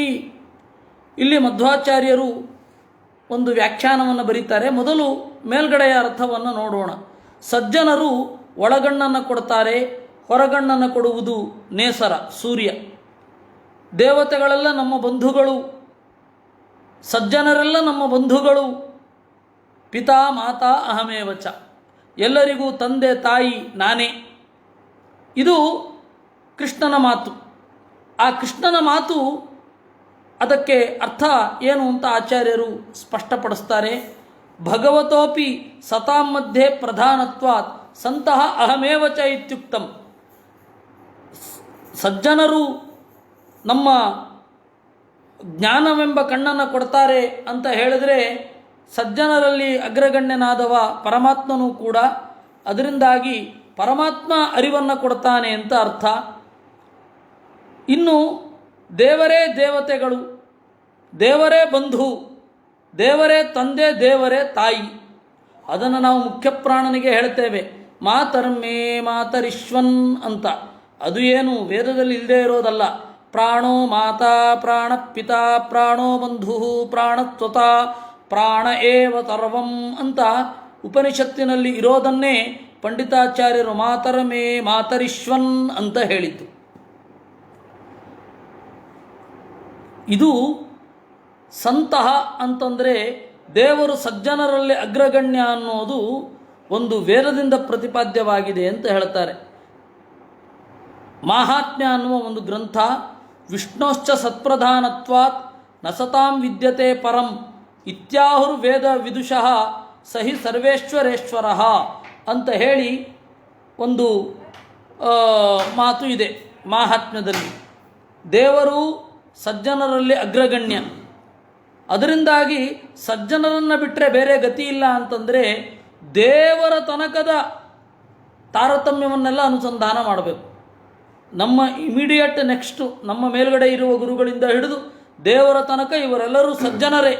ಸಜ್ಜನ ಸಂಘವನ್ನು ಮಾಡಬೇಕು ಅಂತಂದರೆ ಇವರೆಲ್ಲರ ಸಂಘವನ್ನು ಮಾಡಬೇಕು ಅಂತ ಅರ್ಥ. ಇವರೆಲ್ಲ ನಮ್ಮ ಬಂಧುಗಳು, ಇವರನ್ನು ಗಟ್ಟಿಯಾಗಿ ಹಿಡಿಬೇಕು. ದೇವರೇ ತಂದೆ, ದೇವರೇ ತಾಯಿ, ದೇವರೇ ಸಜ್ಜನ. ಅಂದರೆ ಸಜ್ಜನರು ಅಂತಂದರೆ ದೇವರು ಬೇರೆ, ಸಜ್ಜನರು ಬೇರೆ. ಈ ಸಜ್ಜನರನ್ನು ಹಿಡ್ಕೊಂಡು ದೇವರ ಕಡೆ ಹೋಗಬೇಕು. ದೇವರು ಏನೋ ಸಜ್ಜನನೋ ದುರ್ಜನನೋ ಅಂತೆಲ್ಲ ಅನ್ಕೋಬಾರದು. ದೇವರ ತನಕ ಎಲ್ಲರೂ ಸಜ್ಜನರೇ. ಸಜ್ಜನ ಅಂದ್ರೇನು? ದೋಷ ಇರದವರು ಅಂತ. ಈ ಹಿನ್ನೆಲೆಯಲ್ಲಿ ಸಜ್ಜನರ ಸಂಘ ಅಂತನ್ನೋದು ಬಹಳ ಇಂಪಾರ್ಟೆಂಟ್ ಅಂತ ಹೇಳಿ ಕೃಷ್ಣ ಹೇಳ್ತಾನೆ. ಹೀಗೆ ನಾವು ಪುರೂರವಸ್ಸಿನ ಕಥೆಯನ್ನು ಕೇಳ್ತಾ ಇದ್ದೇವೆ. ಆ ಕಥೆಯ ಕಡೆಯ ಭಾಗವನ್ನು ಕೃಷ್ಣ ಹೇಳ್ತಾನೆ. ಚೇತಸೇಳಾಸುತೋಪ್ಯೇವ ಮುರ್ವಶ್ಯ ಲೋಕ ನಿಸ್ಪೃಹ ಮುಕ್ತತಂಗೋ ಮಹಿಮೇತಾಂ ಆತ್ಮ ರಾಮಶ್ಚಚಾರ. ಸ್ವರ್ಗದಿಂದ ಬಂದ ಪುರೂರವಸ್, ಉರ್ವಶಿಯ ಲೋಕ, ಸ್ವರ್ಗಲೋಕವೂ ಬೇಡ ಅಂತ ಅದರಲ್ಲಿಯೂ ವೈರಾಗ್ಯವನ್ನು ತಾಳಿ ಕೇವಲ ದೇವರಿಂದ ಆನಂದವನ್ನು ಅನುಭವಿಸುತ್ತಾ ಮಹೀಂ ಏತಾಂ ಚಚಾರ, ಈ ಭೂಮಿಯನ್ನೆಲ್ಲ ಸುತ್ತಿದ ಅನ್ನುವಲ್ಲಿಗೆ ಏಕಾದಶ ಸ್ಕಂಧೆ ಷಡ್ವಿಂಶೋಧ್ಯಾಯ. ಏಕಾದಶ ಸ್ಕಂಧದಲ್ಲಿ 26ನೇ ಅಧ್ಯಾಯ. ಉದ್ಧವ ಉವಾಚ, 27ನೆಯ ಅಧ್ಯಾಯದ ಆರಂಭದಲ್ಲಿ ಉದ್ಧವನ ಪ್ರಶ್ನೆ ನಮಗೆ ತೋರುತ್ತೆ. ಕ್ರಿಯಾಯೋಗಂ ಸಮಾಚಕ್ಷ್ವ ಭವದಾರಾಧನಂ ಪ್ರಭೋ ಯೇನ ತ್ವಾಂ ಯೇ ಯಥಾರ್ಚಂತಿ ಸಾತ್ವತಾ ಸಾತ್ವತರಜಭಾ. ಸಾತ್ವಿಕರಲ್ಲಿ ಅಗ್ರಗಣ್ಯನಾದವನೇ, ಕ್ರಿಯಾಯೋಗಂ ಸಮಾಚಕ್ಷ್ವ, ನಿನ್ನ ಆರಾಧನೆ ಹೇಗೆ ಮಾಡೋದು ಅನ್ನೋದ್ರ ಬಗ್ಗೆ ನನಗೆ ಹೇಳು. ಯೇನ ತ್ವಾಂ ಯೇ ಯಥಾರ್ಚಂತಿ, ಯಾವ ವಿಧಾನದಿಂದ ನಿನ್ನನ್ನು ಪೂಜಿಸುತ್ತಾರೆ ಆ ಪೂಜೆಯ ವಿಧಾನವನ್ನು ನಮಗೆ ಹೇಳು. ಯೇ ತದ್ವದಂತಿ ಮುನಯಃ ಮುಹುರ್ನೃಶ್ರೇಯಸಾಂ ನೃಣಾಂ ನಾರದೋ ಭಗವಾನ್ ವ್ಯಾತಃ ಆಚಾರ್ಯೋಂಗಿರಸಸ್ಸುತಃ. ನಾರದರು, ವೇದವ್ಯಾಸರು, ಆಮೇಲೆ ಬೃಹಸ್ಪತಿ, ಶುಕ್ರಾಚಾರ್ಯರು ಎಲ್ಲರೂ ಕೂಡ ದೇವರನ್ನು ಪೂಜಿಸುವುದು ಮೋಕ್ಷ ಸಾಧನ ಅಂತ ಹೇಳ್ತಾರೆ. ಅಂದರೆ ಪೂಜೆ ಮಾಡಿದ ಕೂಡಲೇ ಮೋಕ್ಷ ಬಂದ್ಬಿಡಲ್ಲ. ಪೂಜೆಯ ಫಲ ಇವೆಲ್ಲವನ್ನೂ ದಾಟಿ ಮೋಕ್ಷ ಆಮೇಲೆ ಬರೋದು. ನಿಸ್ಸೃತಂ ತೇ ಮುಖಾಂಭೋಜಾತ್ ಯದಾಹ ಭಗವಾನಜಃ ಪುತ್ರೇಭ್ಯೋ ಭೃಗುಮುಖ್ಯೇಭ್ಯೋ ದೇವ್ಯೈತ ಭಗವಾನ್ ಭವಃ. ಬ್ರಹ್ಮದೇವರು ತಮ್ಮೆಲ್ಲ ಮಕ್ಕಳಿಗೆ ಪೂಜೆಯನ್ನು ಹೇಗೆ ಮಾಡಬೇಕು ಅಂತ ಉಪದೇಶ ಮಾಡಿದರು. ಹಲವಾರು ಪೂಜೆಯ ವಿಧಾನಗಳನ್ನು ಹೇಳಿದರು. ಅದು ನೀನು ಅವರಿಗೆ ಹೇಳಿದ್ದೇ ಆಗಿದೆ. ಆಮೇಲೆ ದೇವ್ಯೈತ ಭಗವಾನ್ ಭವಃ, ರುದ್ರದೇವರು ಪಾರ್ವತಿ ದೇವಿಗೆ ಹೇಳಿದ್ದು ಅದೇ. ಅದನ್ನು ನನಗೆ ಹೇಳಬೇಕು. ಏತದ್ವೈ ತರ್ವವರ್ಣಾನಾಂ ಆಶ್ರಮಾಣಾಂಚ ಸಮ್ಮತಂ ಶ್ರೇಯಸಾಮುತ್ತಮಂ ಮನ್ಯೇ ಸ್ತ್ರೀಶೂದ್ರಾಣಾಂಚ ಮಾನದ. ಎಲ್ಲರೂ ಯಾರ್ಯಾರಿದ್ದಾರೆ ಹೆಣ್ಣು ಮಕ್ಕಳು ಪೂಜೆ ಮಾಡಬಹುದು, ಎಲ್ಲ ವರ್ಗದವರು ಪೂಜೆ ಮಾಡಬಹುದು. ಎಲ್ಲರೂ ಮತಭೇದ, ಮತಿಭೇದ, ಮನುಷ್ಯ ಭೇದ ಇಲ್ಲವೇ ಇಲ್ಲ. ಎಲ್ಲರಿಗೂ ಇರುವಂತಹ ಒಂದು ಪೂಜಾ ವಿಧಾನವನ್ನು, ಪಂಚರಾತ್ರದಲ್ಲೇ ಹೇಳಿದ್ದನ್ನು, ಪರಂಪರೆಯಿಂದ ಇಳಿದು ಬಂದದ್ದನ್ನು ನಮಗೆ ಹೇಳು. ಏತದ್ಧಿ ಕಮಲಪತ್ರಾಕ್ಷ ಕರ್ಮಬಂಧ ವಿಮೋಚನಂ ಭಕ್ತಾಯ ಚಾನುರಕ್ತಾಯ ಬ್ರೂಹಿ ವಿಶ್ವೇಶ್ವರೇಶ್ವರ. ಇದನ್ನು ನಿನ್ನಲ್ಲಿ ಬಹಳ ಪ್ರೀತಿಯನ್ನು ಹೊಂದಿರುವ, ನಿನ್ನ ಮೇಲೆ ಪ್ರಾಣವನ್ನೇ ಇಟ್ಟುಕೊಂಡಿರುವ ನನಗೆ ಹೇಳು. ನನ್ನನ್ನು ಮುಖ್ಯವಾಗಿಟ್ಟುಕೊಂಡು ಎಲ್ಲ ಜನರಿಗೆ ಈ ಅರಿವು ಸಿಗುವಂತೆ ಮಾಡು ಅಂತ ಉದ್ಧವ ಹೇಳಿದ. ಆಗ ಶ್ರೀ ಭಗವಾನುವಾಚ, ಕೃಷ್ಣ ಹೇಳ್ತಾನೆ, ನಹ್ಯಂತೋನಂತಪಾರಸ್ಯ ಕರ್ಮಕಾಂಡಸ್ಯ ಚೋದ್ಧವ ಸಂಕ್ಷಿಪ್ತಂ ವರ್ಣಯಿಷ್ಯಾಮಿ ಯಥಾ ವದನು ಪೂರ್ವಶಃ. ಕರ್ಮಕಾಂಡ ಇಷ್ಟೇ, ಹೀಗೆ ಅಂತ ಹೇಳಲಿಕ್ಕೆ ಆಗಲ್ಲ. ಬೇಕಾದಷ್ಟು ತರಹದ ಪೂಜೆ ಇದೆ. ಹೀಗೇ ಮಾಡಬೇಕು, ಹೀಗೆ ಮಾಡಬಾರದು ಅಂತ ಇಲ್ಲ. ಬೇರೆ ಬೇರೆ ತರಹದ ಪೂಜೆಗಳಿದೆ, ಒಂದೇ ಥರದ ಪೂಜೆ ಅಂತ ಇಲ್ಲವೇ ಇಲ್ಲ. ಪೂಜೆಯನ್ನು ನಾವು ಪರಿಷ್ಕರಿಸಿಕೊಳ್ಳಬಹುದು ಅನ್ನುವ ಸ್ವಾತಂತ್ರ್ಯವನ್ನು ಶಾಸ್ತ್ರ ನಮಗೆ ಕೊಟ್ಟಿದೆ. ಪೂಜೆ ಮಾಡಬೇಕಾದ್ರೆ ನಮ್ಮ ಮನಸ್ಸು ಪ್ರಸನ್ನ ಸ್ಥಿತಿಯಲ್ಲಿ ಇರಬೇಕು ಅಷ್ಟೆ. ಪೂಜೆ ಮಾಡಬೇಕಾದ್ರೆ ಸಿಟ್ಟು ಬರಬಾರ್ದು. ಪೂಜೆ ಮಾಡಬೇಕಾದ್ರೆ ಬೇರೆ ಬೇರೆ ತರಹದ ಪೂಜೆಗಳಿದೆ. ತಂತ್ರಶಾಸ್ತ್ರದ ಪೂಜೆ ಇದೆ, ವೈದಿಕವಾದ ಪೂಜೆ ಇದೆ, ಅರ್ಧ ವೈದಿಕ ಅರ್ಧ ತಾಂತ್ರಿಕ ಪೂಜೆ ಇದೆ, ಆಗಮದ ಪೂಜೆ ಇದೆ, ಬೇರೆ ಬೇರೆ ಪೂಜೆ ಇದೆ. 1000 ಪೂಜಾ ವಿಧಾನಗಳಿದೆ. ಎಲ್ಲದರ ಸ್ಪಿರಿಟ್ ಒಂದೇ, ದೇವರಿಗೆ ನಿವೇದನೆ ಮಾಡುವುದು, ಅರ್ಪಣೆ ಮಾಡುವುದು, ಅದೊಂದೇ ಸ್ಪಿರಿಟ್. ಇನ್ನೆಲ್ಲ ಆಮೇಲೆ. ಈ ಹಿನ್ನೆಲೆಯಲ್ಲಿ ದೇವರಿಗೆ ಮಾಡುವ ಪೂಜೆ ಬೇರೆ ಬೇರೆ ಬೇರೆ ಬೇರೆ ಬೇರೆ ಬೇರೆ ಬೇರೆ ಬೇರೆ ತರಹ ಇದೆ. ಪುರುಷ ಸೂಕ್ತ ಪೂಜೆ ಇದೆ, ಅಂಬಿಣಿ ಸೂಕ್ತದಿಂದಲೂ ಪೂಜೆ ಮಾಡಬಹುದು. 16 ಪೂಜೆಯನ್ನು 2 ಬಾರಿ ಹೇಳಿದ್ರೆ ಆಯಿತು. ಪ್ರಾಣಾಗ್ನಿ ಸೂಕ್ತ ಅಲಿಯಾಸ್ ಬಳಿತ್ಥಾ ಸೂಕ್ತದಿಂದಲೂ ಪೂಜೆ ಮಾಡಬಹುದು. ಯಾವುದೇ ಸೂಕ್ತಗಳಿಂದ ಪೂಜೆ ಮಾಡಬಹುದು ವೈದಿಕ ಪೂಜೆ. ಆಮೇಲೆ ತಾಂತ್ರಿಕ ಪೂಜೆ 10 ತಂತ್ರ ಇದೆ. ಗಂಧರ್ವ ತಂತ್ರ ಉಂಟು, ಎಲ್ಲ ಥರದ ಪೂಜೆಗಳೂ ಇದೆ. ಯಾವ ರೀತಿ ಬೇಕಾದ್ರೂ ಮಾಡಬಹುದು. ಅಥವಾ ಪುರಾಣೋಕ್ತ ಪದ್ಧತಿಯಲ್ಲಿ ಪೂಜೆ ಮಾಡಬಹುದು. ಇಂಥವ್ರು ಮಾಡಬಾರದು ಅಂತ ಇಲ್ಲ. ಅವರಿಗೆ ಯಾವುದು ಅನುಕೂಲ, ವಿಷ್ಣು ಸಹಸ್ರನಾಮದಿಂದಲೂ ಷೋಡಶೋಪಚಾರ ಪೂಜೆಯನ್ನು ಮಾಡಬಹುದು, ನೃಸಿಂಹಾಷ್ಟೋತ್ತರದಿಂದಲೂ ಷೋಡಶೋಪಚಾರ ಪೂಜೆಯನ್ನು ಮಾಡಬಹುದು. ಎಲ್ಲರಿಗೂ ತೆರವಾಗಿದೆ. ಅವರವರು ನನಗೆ ಯಾವುದು ಯೋಗ್ಯ, ಯಾವುದನ್ನು ಮಾಡಿದ್ರೆ ಮನಸ್ಸು ಪೂರ್ಣವಾಗಿ ತೃಪ್ತಿಯಿಂದ ಇರುತ್ತೆ, ಬಗೆ ತಣಿಯುವಂತೆ ಯಾವ ರೀತಿ ಪೂಜೆ ಮಾಡಬೇಕು ಅಂತ ಅವರವ್ರು ನೋಡ್ಕೋಬೇಕಷ್ಟೆ, ಬೇರೆ ಯಾವುದೂ ಇಲ್ಲ. ಅದರಿಂದಾಗಿ ನಶ್ಯಂತೋನಂತಪಾರಸ್ಯ ಕರ್ಮಕಾಂಡಸ್ಯ ಚೋದ್ಧವ, ಅಂತವೇ ಇಲ್ಲ, ಸಾವಿರಾರು ರೀತಿಗಳಿದೆ ಪೂಜೆ ಮಾಡೋದು. ಈಗ ದಕ್ಷಿಣ ಕನ್ನಡದ ಒಂದೊಂದು ದೇವಳಗಳಲ್ಲಿ ಒಂದೊಂದು ತರಹದ ಪೂಜೆ ಇದೆ. ಬಲಿವಾಡ ಸೇವೆ ಅಂತಿರುತ್ತೆ, ಅದು ಈಚೆ ಎಲ್ಲ ಇರೋದೇ ಇಲ್ಲ. ಬೇರೆ ಬೇರೆ ತರಹದ ಪೂಜೆ ಇದೆ. ವೈದಿಕಸ್ತಾಂತ್ರಿಕೋ ಮಿಶ್ರ ಇತಿ ಮೇ ತ್ರಿವಿಧೋ ಮುಖಃ.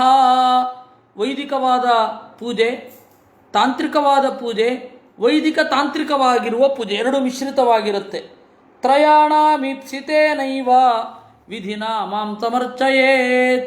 ಈ ಮೂರರಲ್ಲಿ ಈಪ್ಸಿತೇನವ, ಯಾವುದು ನಿನಗಿಷ್ಟ ಆಗುತ್ತೋ ಅದರಿಂದ ಪೂಜೆ ಮಾಡು. ದೇವರೇ ಸ್ವಾತಂತ್ರ್ಯ ಕೊಟ್ಬಿಟ್ಟಿದ್ದಾನೆ. ಅದರಿಂದ ಹೀಗೇ ಪೂಜೆ ಮಾಡಬೇಕು ಅಂತ ಹೇಳಿ ದೇವರಂತೂ ಬಯಸಲ್ಲ. ಯಥಾ ಸ್ವನಿಗಮೇನೋಕ್ತಂ ದ್ವಿಜತ್ವಂ ಪ್ರಾಪ್ಯ ಪೂರುಷಃ ಯಥಾ ಭಜೇತ ಮಾಂ ಭಕ್ತ್ಯ ಶ್ರದ್ಧಯಾ ತನ್ನಿಬೋಧ ಮೇ. ಇದು ಹುಟ್ಟುವಾಗ ಕೇವಲ ಒಬ್ಬ ತಾಯಿಯಿಂದ ಹುಟ್ಟಿರ್ತಾನೆ. ಎರಡನೆಯ ಬಾರಿ ಹುಟ್ಟೋದು ಅಂದರೆ ಏನು? ಇನ್ನೊಬ್ಬ ತಾಯಿ, ವೇದಾಂತವೆಂಬ ತಾಯಿ, ವೇದವೆಂಬ ತಾಯಿ, ಅವಳ ಒಳಗಡೆಯಿಂದ ಮತ್ತೆ ಹುಟ್ಟೋದು, ಅದೇ ದ್ವಿಜತ್ವ ಅಂತ ಕರೆಯೋದು. ಎರಡನೇ ಬಾರಿ ಹುಟ್ಟೋದು ಅಂದರೆ ಹಾಗೆ ಈ ತಾಯಿ ತಂದೆಯನ್ನು ತೋರಿಸ್ತಾಳೆ. ತಾಯಿ ಹೇಳಿದ್ದನ್ನು ತಂದೆ ಅಂತ ನಾವು ನಂಬ್ತೇವೆ. ಅದೇ ರೀತಿ ಈ ವೇದವೆಂಬ ತಾಯಿ ಯಾರನ್ನು ತಂದೆ ಅಂತ ಹೇಳ್ತಾಳೋ ಅವನನ್ನು ತಂದೆ ಅಂತ ಉಪಾಸನೆ ಮಾಡಬೇಕು. ಆ ವೇದದ ವಿಸ್ತಾರವೇ ತಂತ್ರಶಾಸ್ತ್ರ ಕೂಡ, ಅದರ ಮೂಲಕವೂ ಪೂಜೆ ಮಾಡಬಹುದು. ಅಂತಿಮವಾಗಿ ಎಲ್ಲರೂ ಕೂಡ ತಾಂತ್ರಿಕ ಪೂಜೆ ಮಾಡುವವರೂ ವೈದಿಕರೇ, ಸ್ತೋತ್ರದಿಂದ ಪೂಜೆ ಮಾಡುವವರೂ ವೈದಿಕರೇ. ಅಂತಿಮವಾಗಿ ಪುರಾಣೋಕ್ತ ವಿಧಾನಗಳಿಂದ ಎಲ್ಲರೂ ಪೂಜೆ ಮಾಡಬಹುದು. ಎಲ್ಲರೂ ಅಂದರೆ ಎಲ್ಲರೂ ಪೂಜೆ ಮಾಡಬಹುದು. ಇಂಥವ್ರು ಮಾಡಬಾರದು ಅಂತಿಲ್ಲ. ಸರಿ, ಯಾವುದ್ಯಾವುದರಲ್ಲಿ ಪೂಜೆ ಮಾಡ್ತಾರೆ? ಅರ್ಚಾಯಾಂ ಸ್ಥಂಡಿಲೇಜ್ಞೌವಾ ಸೂರ್ಯೇಪ್ಸು ಹೃದಿ ವಾ ಪ್ರಭೋ ಹೃದಿ ವಾ ದ್ವಿಜೇ ದ್ರವ್ಯೇಣ ಭಕ್ತಿಯುಕ್ತೇರ್ಚೇತ್ ಸ್ವಗುರುಂ ಮಾಮಮಾಯಯ.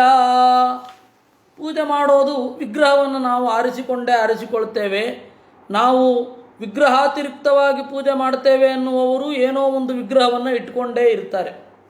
ಸಾಮಾನ್ಯವಾಗಿ ಅರ್ಚಾಯಾಮ್ ಮೂರ್ತಿ, ಅದು ಮರದ ಮೂರ್ತಿ ಆಗಿರಬಹುದು, ಕಲ್ಲಿನ ಮೂರ್ತಿ ಆಗಿರಬಹುದು, ಲೋಹದ ಮೂರ್ತಿ ಆಗಿರಬಹುದು. ಇನ್ನು ಮಂಡಲದಲ್ಲಿ ಈ ಜಗನ್ನಾಥದಾಸರಿಗೆ ರಂಗವಲಿದ ದಾಸರು ಅಂತ, ಅದು ಅಪ್ಪನ್ನದು. ರಂಗವಲ್ಲಿಯಲ್ಲಿ ದೇವರ ಚಿತ್ರವನ್ನು ಬಿಡಿಸಿ ಪೂಜೆ ಮಾಡಿ ವಿಸರ್ಜನೆ ಮಾಡಿಬಿಡ್ತಾ ಇದ್ದರು ಅವರು. ಅದು ಮಂಡಲದಲ್ಲಿ ಪೂಜೆ ಮಾಡೋದು ಅಂತ ಹೇಳಿ ಶಾಸ್ತ್ರದಲ್ಲಿ ವಿಹಿತವೇ. ಚಕ್ರಾಬ್ಜ ಮಂಡಲ, ಭದ್ರಕ ಮಂಡಲ ಮೊದಲಾದವುಗಳಿಂದ ಅಲ್ಲಿ ಮಂಡಲವನ್ನು ಬಿಡಿಸಿ ಆ ಪಂಚರಾತ್ರದಲ್ಲಿ ಇಂತಿಂಥ ರಂಗು, ಇಂತಿಂಥ ಬಣ್ಣವನ್ನು ಹಾಕಬೇಕು ಅಂತ ಅಲ್ಲೇ ಉಂಟು. ಅಲ್ಲಿ ಪೂಜೆ ಮಾಡಿ ವಿಸರ್ಜನೆ ಮಾಡಿಬಿಡೋದು. ಈಗ ನಾವು ಯಾಗಾದಿಗಳಲ್ಲಿ ಮಾತ್ರ ಆ ತರಹ ಮಾಡ್ತೇವೆ. ಆಮೇಲೆ ದುರ್ಗಾ ನಮಸ್ಕಾರ ಪೂಜೆಯನ್ನು ಮಾಡಬೇಕಾದ್ರೆ ಮಂಡಲದಲ್ಲಿ ಮಾಡ್ತೇವೆ. ಆದರೆ ಅದು ಎಲ್ಲ ಸಂದರ್ಭದಲ್ಲಿ ಪ್ರತಿ ದಿವಸ ಬೇಕಾದ್ರೂ ಮಾಡಬಹುದು. ಮಂಡಲ ಹಾಕೋ ತಾಳ್ಮೆ ಇರಬೇಕಷ್ಟೆ. ಮಂಡಲ ಹಾಕುವ ಸಮಯ ಇರಬೇಕು, ತಾಳ್ಮೆ ಇರಬೇಕು. ಮಂಡಲದಲ್ಲಿ ದೇವರ ಪೂಜೆ. ಇದು ಕೂಡ ಸ್ಥಂಡಿಲ, ಅಲ್ಲಿ ದೇವರ ಪೂಜೆ. ಅಗ್ನಿಯಲ್ಲಿ ದೇವರ ಪೂಜೆ. ಸಾವಿರಾರು ತರಹದ ಅಗ್ನಿ ಇದೆ. ಅದರಲ್ಲಿ ನಮಗೆ ಕಾಣೋದು ಒಂದು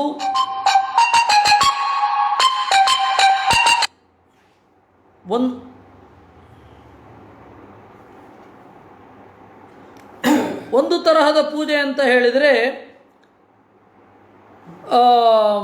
ಅಗ್ನಿಯಲ್ಲಿ ದೇವರನ್ನು ಆರಾಧನೆ ಮಾಡೋದು, ಅದು ಒಂದು ಪೂಜೆ. ಇನ್ನೊಂದು ಪ್ರಾಣಾಯಾಮ ಅನ್ನೋದು ಆತ್ಮ ಸಂಯಮ ಅನ್ನುವ ಅಗ್ನಿ, ಅಲ್ಲಿ ದೇವರ ಪೂಜೆ ಮಾಡೋದು. ಹೀಗೆ ಬೇರೆ ಬೇರೆ ಬೇರೆ ಬೇರೆ ತರಹದ ಪೂಜೆಗಳಿದೆ. ಅಗ್ನಿ ಅಂತಂದರೆ ಒಂದಲ್ಲ, ಅದನ್ನು ಕೃಷ್ಣ ಗೀತೆಯಲ್ಲಿ ವಿವರವಾಗಿ ಹೇಳಿದ್ದಾನೆ. ಅದರಿಂದಾಗಿ ಇಲ್ಲಿ ಸಂಕ್ಷಿಪ್ತವಾಗಿ ಹೇಳಿಬಿಟ್ಟ ಅಗ್ನವು ಅಂತ. ಏವಂ ಬಹುವಿಧ ಯಜ್ಞ ಅಂತ ಹೇಳಿ ಅಲ್ಲಿ ಹೇಳಿದ್ದು. ಇನ್ನು ಸೂರ್ಯೇ ಅಂದರು. ಸೂರ್ಯನಲ್ಲಿ ದೇವರ ಪೂಜೆ ನಮ್ಮ ದೈನಂದಿನ ಸೃಷ್ಟಿ ಮತ್ತು ದೈನಂದಿನ ವ್ಯವಹಾರ, ಊಟ ಮೊದಲಾದವುಗಳಿಗೆಲ್ಲ ಕಾರಣವಾದ ಎಲ್ಲ ತರಹದ ವ್ಯವಹಾರಗಳು ಕೂಡ ಸೂರ್ಯನಿಂದ ಆಗಿರುವಂಥದ್ದು. ಹೀಗಾಗಿ ಸೂರ್ಯನಲ್ಲಿ ದೇವರ ಪೂಜೆ ಮಾಡುವುದು. ಇನ್ನು ಅಪ್ಸು, ನೀರಿನಲ್ಲಿ ದೇವರ ಪೂಜೆ ಮಾಡುವುದು. ನೀರಿನಲ್ಲಿ ಮಂಡಲವನ್ನು ಬರೆದು ದೇವರ ಪೂಜೆ ಮಾಡುವುದು ಬಹಳ ಕಷ್ಟ. ಆದರೆ ನೀರನ್ನು ಗಲೀಜು ಮಾಡಬಾರದು ಅಂತ ಅದಕ್ಕಾಗಿ ಹೇಳೋದು. ನೀರಿನಲ್ಲಿ ನಾಪ್ಸು ಮೂತ್ರ ಪುರೀತಂ ಕುರಿಯಾತ್ ಇತ್ಯಾದಿ, ನೀರನ್ನು ಗಲೀಜು ಮಾಡಬಾರದು ಇತ್ಯಾದಿ ವಿಧಾನಗಳೆಲ್ಲ ಇರೋದು ನೀರು ದೇವರ ಪ್ರತೀಕ ಅಂತನ್ನುವ ಹಿನ್ನೆಲೆಯಲ್ಲಿಯೇ. ಅದರಿಂದಾಗಿ ಈ ಹಿಂದೆ ಭೂಮಿಯ ಒಳಗಡೆ ಮಲ ಮತ್ತು ಮೂತ್ರ ಮೊದಲಾದವುಗಳನ್ನೆಲ್ಲ ಅನಿವಾರ್ಯವಾಗಿ ಬಿಡ್ತಾ ಇರ್ತೇವೆ ಅಂತ ಇದ್ದಷ್ಟೇ ವಿನಃ ಈಗ ಡ್ರೈನೇಜ್ ಎಲ್ಲ ತೆಗೆದುಕೊಂಡು ಹೋಗಿ ನದಿಗಳನ್ನೇ ಕೆಡಿಸುವಂತಹ ವ್ಯಾಪಾರ ಆವಾಗ ಇರಲಿಲ್ಲ. ವಿದ್ಯಾಮಾನ್ಯರೆಲ್ಲ ವೃಷಭಾವತಿಯಲ್ಲಿ ಸ್ನಾನ ಮಾಡ್ತಾ ಇದ್ರಂತೆ. ಇವತ್ತೆಲ್ಲ ನಂಬಲಿಕ್ಕಾಗತ್ತಾ ಅದನ್ನು? ಗಾಳಿ ಹನುಮಂತರಾಯನ ಆ ದೇವಸ್ಥಾನದಲ್ಲಿ ತರ್ಪಣಕ್ಕೆ ಅಂತ ಕೂತು ಅಲ್ಲಿ ಕೆಳಗಡೆ ಸ್ನಾನ ಮಾಡಿ ಮೇಲ್ಗಡೆ ಬಂದು ತರ್ಪಣ ಮಾಡ್ತಾ ಇದ್ರಂತೆ. ನಾವು ನಂಬಲಿಕ್ಕೆ ಆಗಲ್ಲ ಇವತ್ತು. ಆ ಪರಿ ಕೆಡಿಸಿದ್ದೇವೆ ನಾವು. ನೀರನ್ನು ಸೀದಾ ನೀರಿಗೆ ಮಲವನ್ನು ತುಂಬಿ ವಿಸರ್ಜನೆ ಮಾಡೋದು, ಅದು ನಮಗೂ ತೊಂದರೆ. ನೀರಿನ ಮಾಧ್ಯಮದಲ್ಲಿ ದೇವರನ್ನು ಆರಾಧನೆ ಮಾಡ್ತಾ ಇಲ್ಲ ಅಂತ.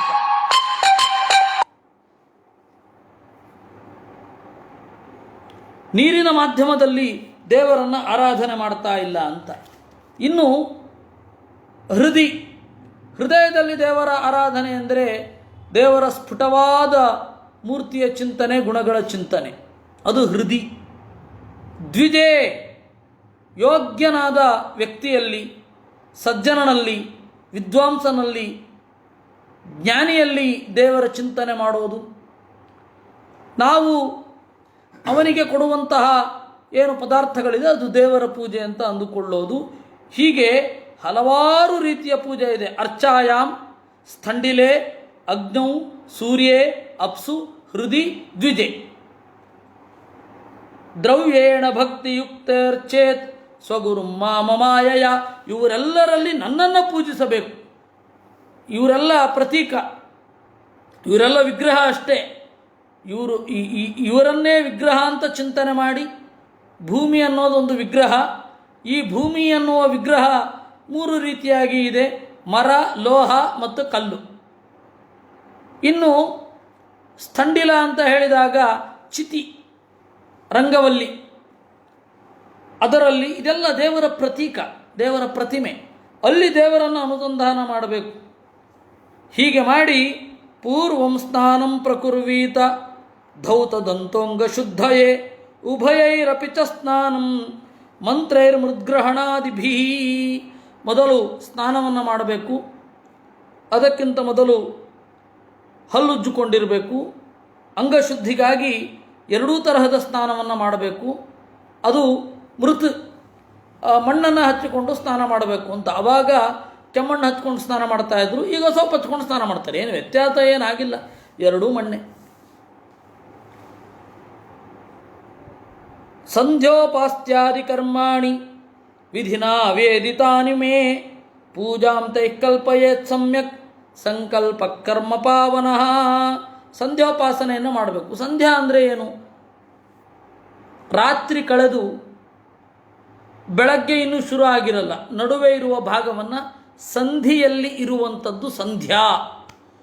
ಆ ಸಂಧ್ಯೆಯಲ್ಲಿ ವಂದನೆ, ದೇವರನ್ನು ನೆನಪಿಸಿಕೊಳ್ಳೋದು, ಸಜ್ಜನರನ್ನು ನೆನಪಿಸಿಕೊಳ್ಳೋದು ಸಂಧ್ಯಾ ವಂದನೆ. ಸಂಧ್ಯಾ ವಂದನೆಯಲ್ಲಿ ಎಲ್ಲ ದೇವತೆಗಳ ಸ್ಮರಣೆ ಬರುತ್ತೆ, ದಿಕ್ಪಾಲಕರ ಚಿಂತನೆ ಬರುತ್ತೆ, ಕಡೆಗೆ ಎಲ್ಲ ದಿಕ್ಕುಗಳಿಗೆ ತಿರುಗುತ್ತಾ ದಿಗುಪಸ್ಥಾನ ಅಂತ. ಅದರಲ್ಲಿ ಸಂಧ್ಯಾಯೇ ನಮಃ, ಸಾವಿತ್ರೇ ನಮಃ, ಸರ್ವೇಭ್ಯೋ ಬ್ರಾಹ್ಮಣೇಭ್ಯೋ ನಮಃ, ಗಂಧರ್ವೇಭ್ಯೋ ನಮಃ, ಕಿನ್ನರೇಭ್ಯೋ ನಮಃ, ಕಿಂಪುರುಷೇಭ್ಯೋ ನಮಃ, ಋಷಿಭ್ಯೋ ನಮಃ. ಹೀಗೆ ಎಲ್ಲರ ನಮ್ಮ ಜೀವನಕ್ಕೆ ಜ್ಞಾನವೆಂಬ ಸಂಪತ್ತನ್ನು ಯಾರ್ಯಾರು ಕೊಟ್ಟಿದ್ದಾರೆ, ಯಾರ್ಯಾರು ಬೇರೆ ಬೇರೆ ತರಹದ ಅಸ್ತಿತ್ವವನ್ನು ನಮಗೆ ಇತ್ತಿದ್ದಾರೆ, ಅವರೆಲ್ಲರಿಗೂ ಒಂದು ನಮಸ್ಕಾರವನ್ನು ಸಂಧ್ಯೆಯಲ್ಲಿ ಮಾಡುತ್ತೇವೆ. ಹಾಗೆ ಸಾಯಂ ಸಂಧ್ಯೆ, ರಾತ್ರಿ ಇದು ಹಗಲು ಕಳೆದು ರಾತ್ರಿಯಾಗುವ ನಡುವೆ ಬರುವಂತಹದ್ದನ್ನು ಸಂಧ್ಯಾ, ಆ ಸಂಧ್ಯೆಯೇ ಸಂಜೆ ಆಗಿರೋದು. ಅಲ್ಲಿ ದೇವರನ್ನು ಪೂಜೆ ಮಾಡೋದು, ಆ ದೇವರ ಪ್ರತೀಕವಾಗಿರುವ ಜೀವರನ್ನು ಪೂಜೆ ಮಾಡೋದು. ಆಮೇಲೆ ಸಂಕಲ್ಪ ಮಾಡಬೇಕು. ಯಾವ್ಯಾವ ತರಹದ ವಿಗ್ರಹಗಳು ಅಂತ ಹೇಳಿ ಅದು ಇದೆ. ಅದನ್ನು ನಾವು ನಾಳೆ ನೋಡಲಿಕ್ಕಾಗೋದಿಲ್ಲ, ಯಾಕೆಂದರೆ ನಾಳೆ ನಾನು ಉಡುಪಿಗೆ ಹೋಗ್ತಾ ಇದ್ದೇನೆ. ಉಡುಪಿಗೆ ಹೋಗ್ತಾ ಇರೋದ್ರಿಂದಾಗಿ ನಾಳೆ ಅಕಸ್ಮಾತ್ ಬೇಗ ಹೋದರೂ ಹೋದೆ, ಸುಮ್ಮನೆ ಯಾಕೆ ನಿರೀಕ್ಷೆ ಕಾಯಿಸೋದು. ಅದರಿಂದಾಗಿ ನಾಳೆ ಸಂದಿಗ್ಧ ಇರುತ್ತೆ, ಅದರಿಂದಾಗಿ ಇಲ್ಲ. ನಾಡಿದ್ದು 6:30 ದಯವಿಟ್ಟು ಒಂದು ಸ್ವಲ್ಪ ಮೆಂಟಲಿ ಪ್ರಿಪೇರ್ ಆಗಬೇಕು ನೀವು. 6:30 7:15 ಅಥವಾ 7:10 ಈ ತರಹ ಮಾಡಬೇಕಿದೆ. ಅದಕ್ಕಿಂತ ಮೊದಲು ಒಂದು ನೋಟಿಸ್ ಕಳಿಸ್ತೇನೆ ಫೇಸ್ಬುಕ್ಕಿನಲ್ಲಿ. ಯಾಕೆಂದರೆ ಅಲ್ಲಿ 7:20 ತಪ್ಪಿದರೆ 7:15 ಸಂಕೀರ್ತನೆ ಶುರು. 2 ದಿವಸದ ಸಂಕೀರ್ತನೆ ಇರುತ್ತೆ. ಈ ಕಾರ್ತಿಕ ಮಾಸ ದೀಪಾವಳಿಯಿಂದ ಶುರುವಾಗಿ ಉತ್ಥಾನ ದ್ವಾದಶಿಯ ತನಕ ಸಂಕೀರ್ತನ ಸೇವೆ ಇರುತ್ತೆ. ಆ ಸಂಕೀರ್ತನೆಯಲ್ಲಿ ಭಾಗವಹಿಸಬೇಕಿರುತ್ತೆ. ಅದರಿಂದಾಗಿ ಪ್ರಾಯ 6:30 7:15 ತನಕ 2 ದಿವಸ ಮಾತ್ರ ಮಾಡಬೇಕಾಗತ್ತೆ. ಆಮೇಲೆ ತ್ರಯೋದಶಿಯಿಂದ ಯಥಾ ಪ್ರಕಾರ ನಾವು 1 ಗಂಟೆ 7 ರಿಂದ 8 ಚಿಂತನೆ ಮಾಡಬಹುದು. ಹೀಗೆ ಅಲ್ಲಿ ನಾಳೆ 1 ದಿವಸ ಭಾಗವತದ ಚಿಂತನೆ ಇರೋದಿಲ್ಲ.